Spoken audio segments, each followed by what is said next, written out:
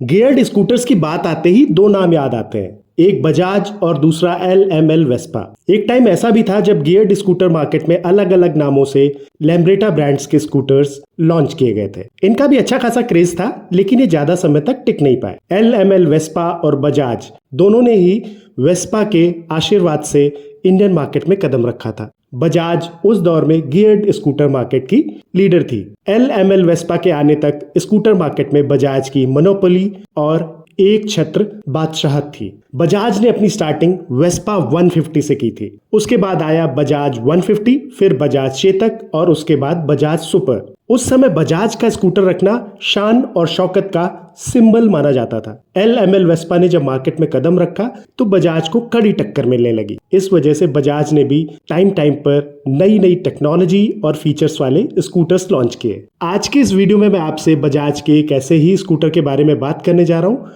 जो टेक्नोलॉजी से लैस था। नमस्कार दोस्तों, आपका हमारे चैनल पर बहुत बहुत स्वागत है।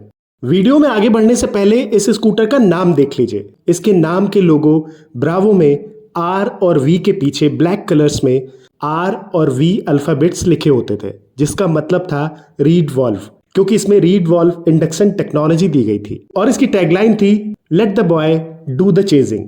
कुछ याद आया? जी हाँ, मैं बात कर रहा हूँ बजाज ब्रावो की। ये एक 2 स्ट्रोक स्कूटर था जो सेल्फ और किक स्टार्ट दोनों ऑप्शंस में आता था। ब्रावो में लगा 145.5 CC 5 port single cylinder 2 stroke engine 8 bhp की पावर और 13.3 न्यूटन मीटर का टॉर्क जनरेट करता था। इसमें क्लासिक SL जैसे ओवल शेप्ड इंडिकेटर्स दिए गए थे।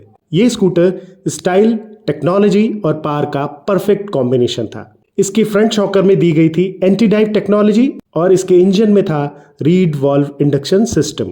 अब जानते हैं कि ये दोनों टेक्नोलॉजीज है क्या।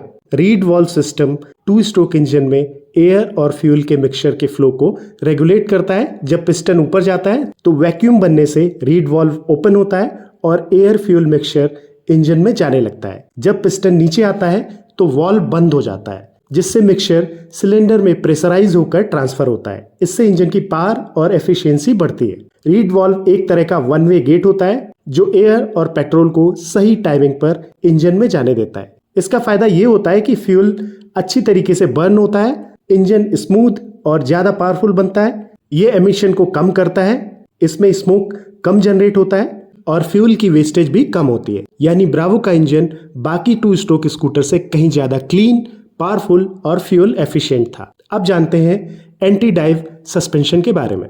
जब आप स्कूटर के फ्रंट ब्रेक लगाते हैं तो आमतौर पर आगे का हिस्सा नीचे की तरफ झुक जाता है। इसे डाइव कहा जाता है। एंटी डाइव सिस्टम इस झुकाव को कम करता है, जिससे ब्रेक लगाते टाइम स्कूटर डिसबैलेंस नहीं होता है। राइडर को कम झटका और ज्यादा कंट्रोल मिलता है, जिससे राइडर और पिलियन दोनों ही सेफ और कंफर्टेबल बने रहते हैं। बजाज ने ब्रावो में ये सिस्टम पहली बार दिया था और ये उस समय की एक बहुत बड़ी यूनिक टेक्नोलॉजी थी।